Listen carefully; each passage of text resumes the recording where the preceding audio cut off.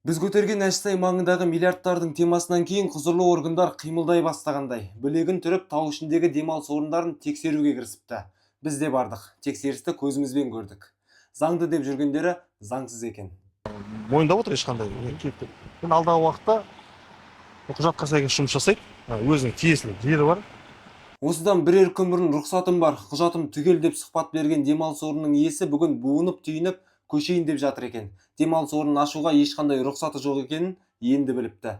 Документ жағынан қателік кеткен де, оны мен білмегенмін. Сауран ауданына шамалы кіріп кеткен екен де.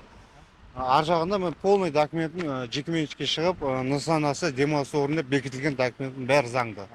Тауда осындай демалыс орнының барын мамандар енді білгендей. Бұл жерде қазіргі таңда өздеріңізде көріп отқандай барлығын түсіндірме жұмыстарын жүргіздік кәсіпкерге.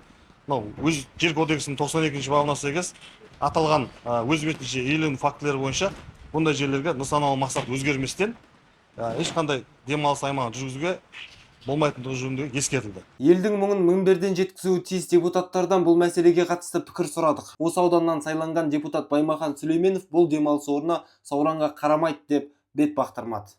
Мен сайланған учаскем Сауран ауданы, Түркістан облысының.